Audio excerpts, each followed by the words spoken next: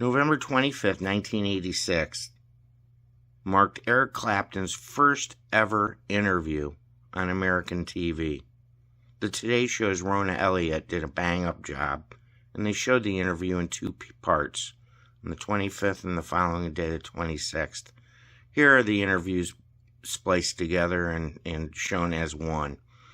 So enjoy Eric Clapton's first ever American television interview. And one of rock's reigning superstars, Eric Clapton, will be along to give us his first ever interview for American TV. He's currently on tour in the U.S., has a new album, and is playing, say the critics, better than ever. Give a listen. The 60s saw England send us many of its finest musical exports, and none of them exceeded the rock and roll virtuosity of Eric Clapton's guitar. 20 years later, Today music correspondent Rona Elliot says the Clapton touch is better than it ever was. That's right, Jane. I just saw Eric Clapton again last night in concert, and the man considered the foremost guitar player of this generation is at the peak of his powers. He's performing this week on the East Coast and celebrating the release of his new album, August, and its first single, Tearing Us Apart. You've said that the best music that you make is for the gods and for the audience that night. Tell me a little bit about that. Well, it may not stand up under the microscope that way, but that's the way it feels. That's the only way I can describe it, because you can come off stage after a really good night and know that you may never ever play better. But that's just a feeling, you know, it could be an illusion. When you know that your playing isn't going to be heard again, you know, it's just going out into the air, you approach it in a different way. You tend to be more experimental, try things that you know you can get away with because no one's going to look at it too closely. So you're more bold. Your musicianship has been called lyrical, spiritual, religious, inspirational. How do you characterize where it comes from, if you have to use words?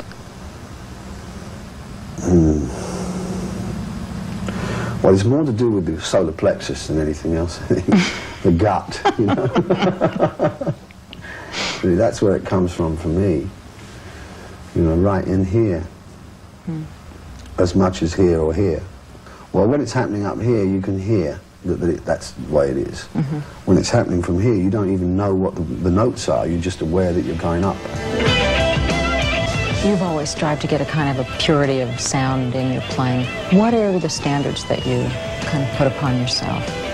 To be serious about it in the first place, I think, to actually seriously try to improve, that is actually quite an achievement in itself, because a lot of the time you get distracted, but to actually get down to a point where you know you should practice a couple of hours every day or every other day and seriously do it, you know, and please yourself at the same time.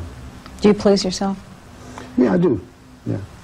I read that you couldn't go for more than 7 days without picking up your guitar. Well, it gets rusty very quick, and you also, I mean, I don't know, I'm kind of a rare musician. I have to have very hard fingertips to play the way I play, and if I don't keep at it, they get soft, you know, and then it hurts, and then I don't enjoy it. At different points in your career, you have thought that you've lost your creative confidence, even when no one else thought you lost it. What did it take to get it back from your point of view? Well, you do lose it. Some people kind of battle through the off periods, and others just disappear or hibernate. But you do lose it, and I don't know really how you can ever be in control of it. When it comes back, you suddenly find, I find it's a very mystical kind of thing that you're suddenly in demand again for it, and you don't know why. People want you to play on their records, and people want you to go and do gigs, and you feel like you're coming up as well. It's very coincidental, but who's to say how it happens? I don't know.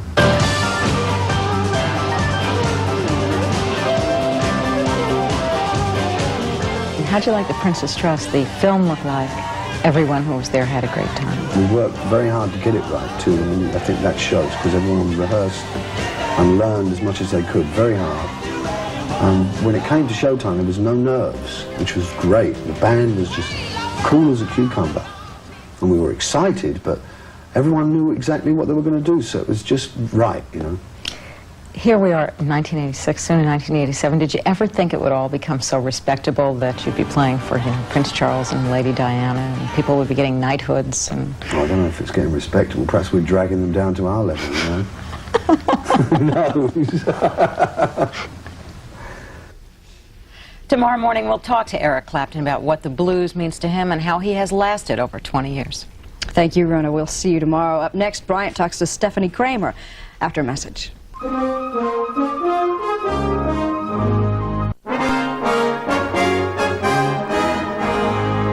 At 7:50, Rona Elliot has joined us with the second part of Eric Clapton's first ever television interview. Good morning, Rona. Good morning, Bryant.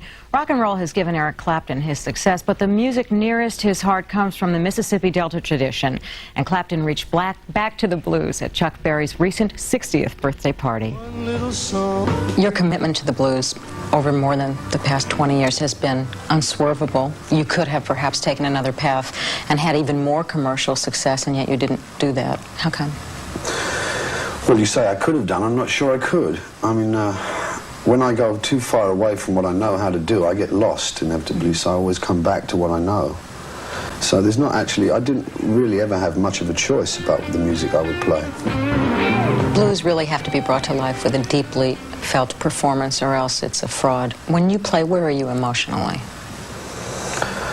I don't really look at it like that. It's, I can be in any kind of emotional state, even dog-tired, and I escape from that. I don't actually use those, I kind of draw from somewhere else, it seems, from an old well of some kind. And that takes me away from whatever condition I'm in at the time. So if I'm feeling really rough, playing for a little while will actually change my state of mind altogether. Some people say you have to live the blues, just sing the blues.